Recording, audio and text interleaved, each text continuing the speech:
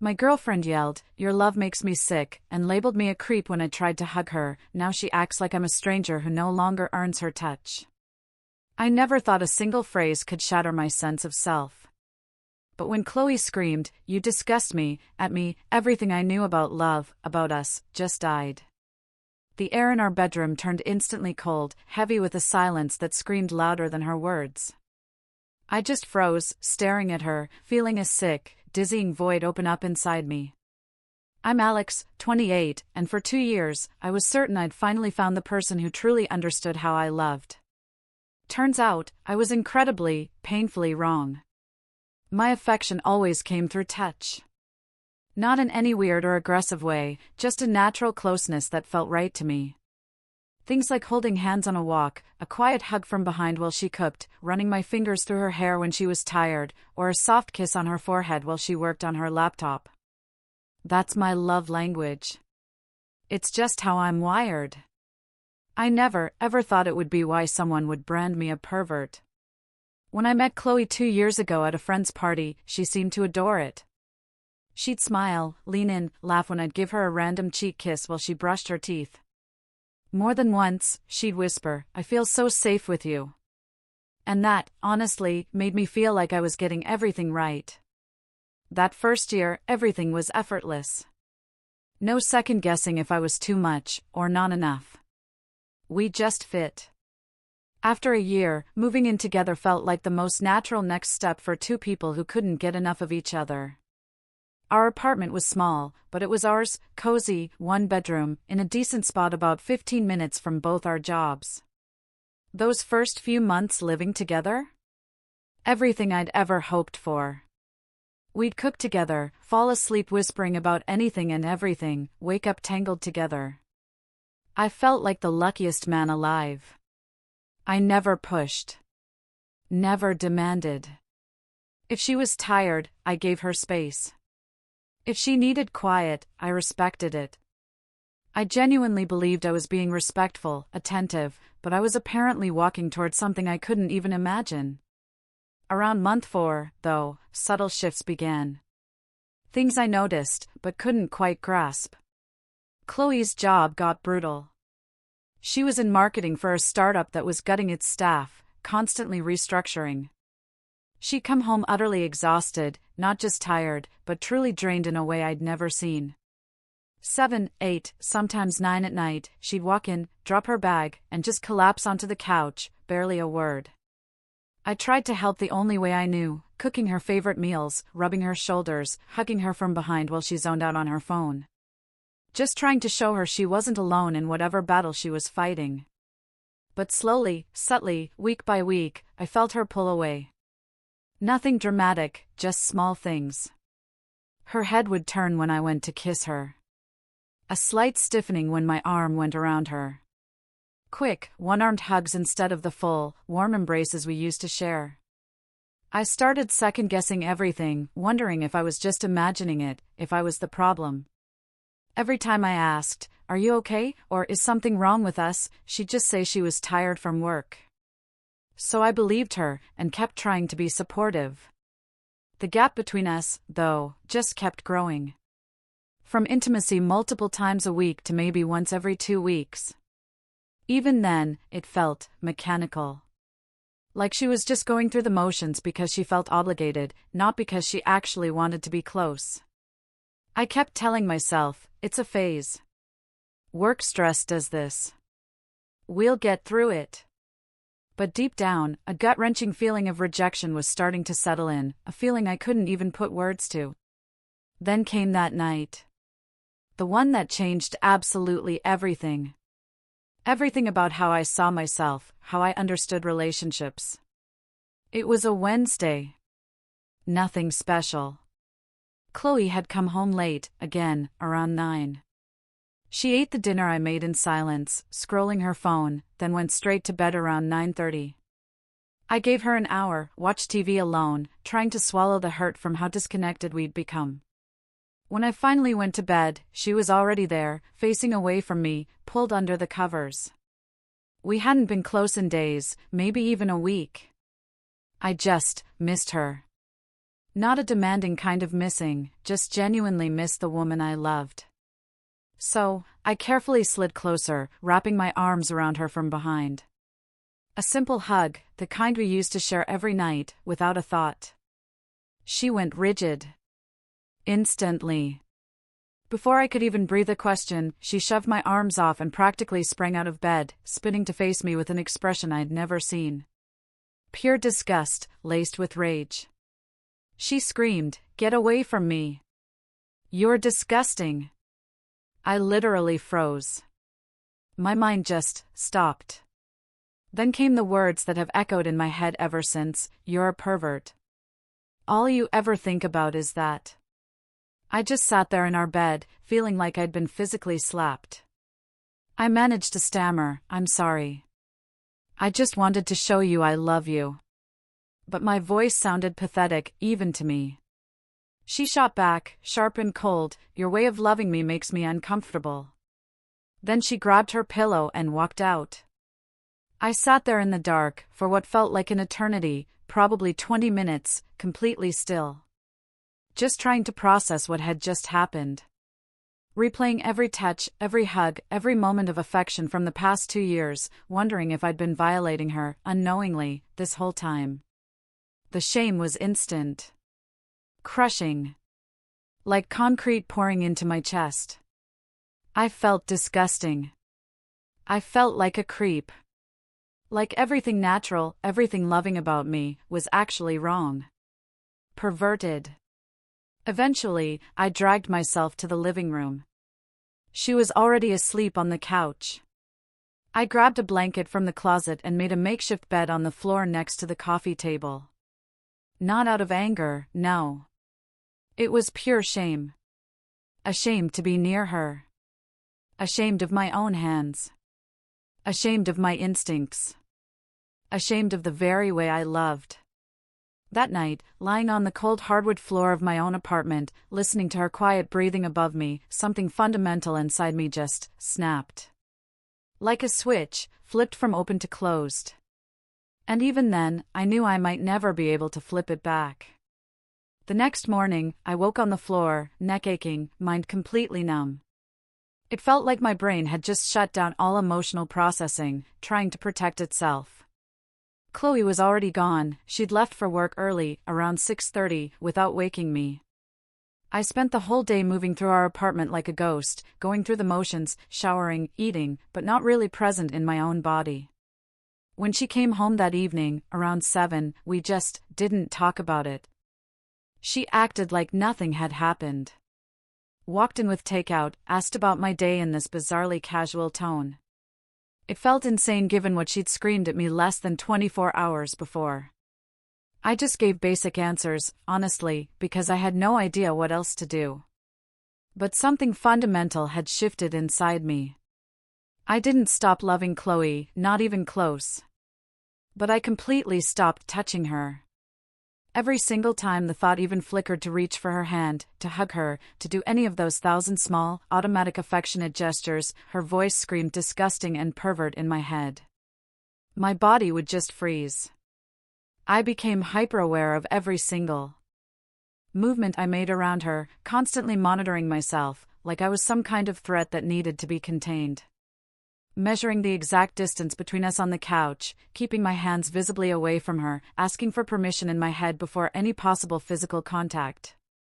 I was still kind, still cooked dinner most nights, still asked about her day and listened as she vented about the chaos at her startup. I still did my share of cleaning, took care of things. But physically, I built this invisible barrier, one I refused to cross. The weirdest part? I started questioning everything about myself. Lying awake at night, I'd replay our entire relationship, wondering if I'd always been too much. If I'd crossed boundaries without ever realizing. If my natural way of showing love was actually inappropriate, and I'd just been too blind to see it. I felt like I needed explicit permission just to exist next to her, like my mere presence might be unwelcome. And that's a truly horrible way to feel in your own home, with someone you love. About 2 weeks into this strange new dynamic, Chloe started to notice. I saw the confusion on her face when I'd subtly move away if she got too close, or when I'd leave a wide space between us on the couch, a couch where we used to be pressed together. When I'd sleep on my side of the bed, no longer reaching for her like I had every single night. One evening at dinner, she tried to joke about it. "You're being weird lately," she said, with this awkward, strained laugh. I just smiled. Said I was tired. That became my default response for everything. Then, she started initiating contact. It felt like some twisted, unbelievable reversal of our entire relationship. She'd hug me randomly while I did dishes, touch my arm during small talk, lean against me as we watched TV shows neither of us cared about. I'd respond, but it was hollow. Like I was performing the role of an affectionate boyfriend, not actually being him. The warmth that used to come so naturally was just gone, replaced by this careful, distant politeness.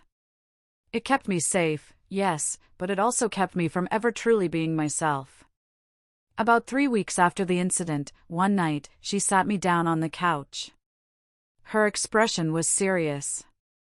"You can touch me again," she said, almost casually. I didn't mean what I said. It was like she was granting me permission to go back to normal. Like her words hadn't fundamentally rewritten how I saw myself. I just nodded. Said, "Okay." But inside? Absolutely nothing. Apologies don't instantly heal shame.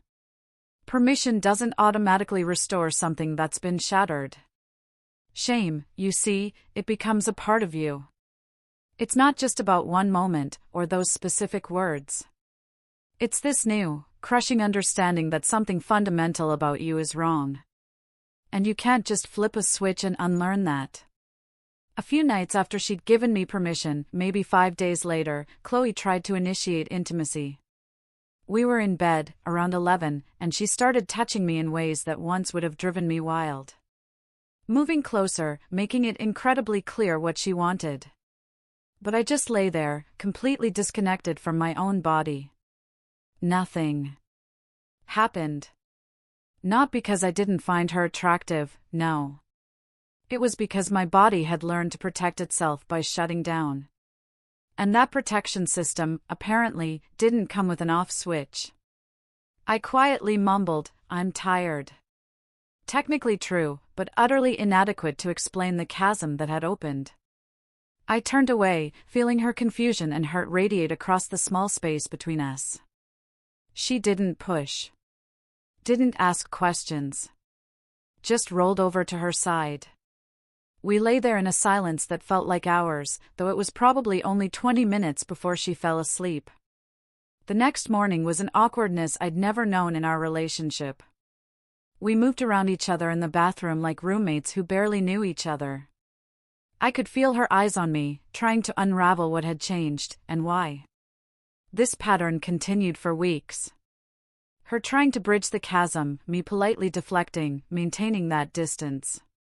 Both of us pretending everything was fine, while our relationship slowly bled out from a total lack of connection.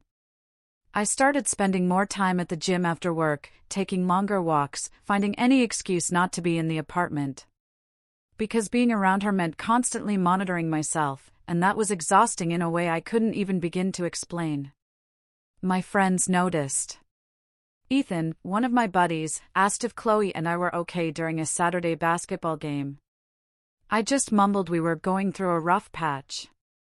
It felt like the understatement of the century. I thought about therapy, about talking to someone, but the shame was too immense. Too immense to even articulate what had happened. As if saying it out loud would make it irrevocably real, confirming that yes, my fundamental way of loving was disgusting, perverted, and utterly wrong. Chloe, eventually, got frustrated with my distance. I saw it building, an edge in her voice when she'd ask questions, the heavy sighs when I'd subtly pull away from her touch. The pointed comments about how we never did anything together anymore, how I was always at the gym or out walking. About 6 weeks after that initial night, we were on opposite ends of the couch, both staring at our phones, ignoring the TV. I looked at her and felt this overwhelming sadness. Not anger, just a profound, aching sadness that this was where we'd ended up. Two people who once fit together so perfectly, now strangers in the same room. I saw the confusion in her eyes whenever she looked at me. The unspoken question, what happened to the man you moved in with? I desperately wanted to explain he was still here, buried under layers of shame, fear, and self-doubt that I had no idea how to dig out from under. But I said nothing. Just went back to scrolling. The chasm between us just kept growing wider. I knew something had to break soon. We couldn't keep existing in this strange limbo, together but not really together at all. The breaking point arrived on a Saturday morning, about 8 weeks after everything started unraveling. I was making coffee in the kitchen, around 9, still in my pajamas, when Chloe walked in. Her face held an expression I'd never seen, a volatile mix of anger and desperation that instantly put me on edge. No good morning.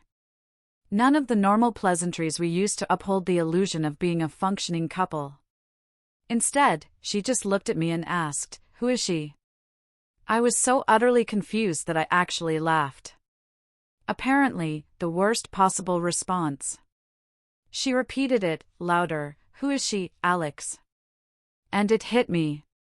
She was serious. She actually believed I was involved with someone else. That my distance, my coldness, the total shutdown of physical affection, was because I'd found another woman. I carefully set my coffee mug down. There's no one, Chloe. There's literally no one. But she wasn't buying it. She started listing evidence, like she'd been building a case in her head for weeks, how I didn't touch her, how I avoided being home, how I was always at the gym, how I couldn't even look at her the same way, how I'd completely shut down in bed that night she tried to initiate intimacy. According to her logic, the only explanation was another woman. I stood there, listening to this theory, so incredibly far from the truth it would have been funny if it wasn't so utterly heartbreaking. And something inside me just snapped. Not in anger. More like a dam finally bursting. And then I told her everything I'd been holding in for 2 months. I told her how her words that night had destroyed something in me. How I couldn't hug her without disgusting echoing in my mind. How I felt like a predator in my own relationship. How I'd spent 8 weeks questioning every single natural instinct I had about showing love. How I couldn't even initiate intimacy anymore because my body had learned to associate my own affection with shame. I told her about lying awake, analyzing every touch we'd ever shared, wondering if I'd been violating her boundaries for 2 years, completely unknowingly. How I'd become terrified of my own hands. How I felt like I needed written permission just to exist in the same space as her. The words poured out of me, a torrent of raw emotion I couldn't control. She just stood there, listening. I watched her face shift through a kaleidoscope of emotions, confusion, then dawning realization, then something that might have been guilt. But when I finally ran out of words, and waited for her response, what she said next made everything so much worse. "You're overreacting," she said. Not cruelly, but dismissively. As if my pain was just some dramatic performance, not a completely valid response to being called disgusting and a pervert by the person I loved. She explained she'd been stressed that night. That she didn't mean it the way it sounded. That I should have known she was just having a bad day, that she didn't actually think those things about me. And with every single word, I felt another piece of me just wither away.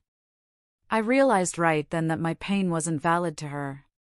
That my love language being called perverted wasn't something she considered a big deal. She expected me to just get over it because she'd apologized and given me permission to touch her again. As if that should magically undo 2 months of crushing shame and self-hatred. I asked her if she truly understood why her words had cut so deep.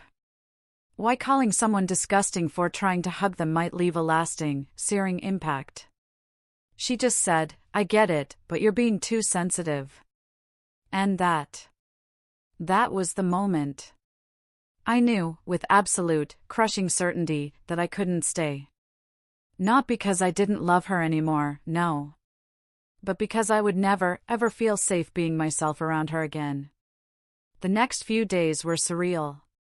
We barely spoke, moving like ghosts in our own home. I started quietly searching for apartments online during my lunch breaks, checking what I could afford, making plans I kept entirely to myself. One night, I called my brother, Ethan, from my car after the gym. Sat in the parking lot for over an hour, telling him everything. The whole story, from beginning to end. He just listened, without judgment, then simply said, "You can't live like this, man." And offered to help me move, whenever I was ready.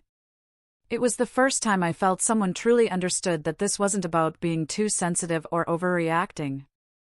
About a week after that Saturday morning confrontation, I made the decision.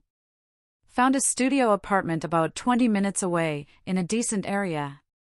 I put down the deposit using money I'd been saving for a vacation we had planned. Then I gave myself a deadline to tell her. The night I did, it was a Thursday evening. We were at the kitchen table after dinner. I just said, "I'm moving out." No build-up. No explanation. I watched her face cycle through shock, disbelief, confusion, then outright panic, all in about 5 seconds. She immediately started crying, asking why, saying we could fix this, that she was sorry, that she'd do better, that she'd never say anything like that again. I felt terrible, I truly did, seeing how genuinely upset she was. But I also knew, with sickening clarity, that staying would mean slowly erasing myself until there was nothing left. She begged me to reconsider. Promised couples therapy. Asked what she could possibly do differently. And right then, I understood, she still didn't get it. This wasn't about one night, or one set of words. It was about the fundamental incompatibility between who I was, and what made her comfortable. I tried to explain it one more time. Told her I couldn't be in a relationship where showing love made me hate myself. Where I had to constantly monitor, to suppress my natural instincts. Where my very way of caring for someone was treated as a problem that needed to be managed. She argued that every couple goes through rough patches. That this was fixable if I just tried. But I knew it wasn't. The damage was too deep. And her inability to understand why it was damaged meant we'd just inevitably end up here again. The next week and a half was a blur of me packing my things while she cycled through crying, anger, trying to seduce me, then giving me the silent treatment. It was exhausting. Heartbreaking. But I didn't waver. I couldn't. I knew if I stayed, I'd lose myself completely. The day I finally moved out was a Saturday, 2 weeks after I told her. She wasn't there, she'd gone to stay with her mom in a nearby suburb. She said she couldn't watch me leave. Honestly, I was grateful. I don't think I could have handled a big emotional scene. Ethan helped me load my stuff into his truck. We made 3 trips to the new studio. When we were done, I took one last look at the apartment we'd shared. The couch where we watched movies. The kitchen where I cooked so many dinners. The bedroom where everything had shattered. I left my key on the kitchen counter, next to a note that just said, "Take care of yourself." Because I truly didn't know what else to write. Then I walked out. And locked the door behind me. Driving away, following Ethan's truck, I didn't feel relief. Or happiness.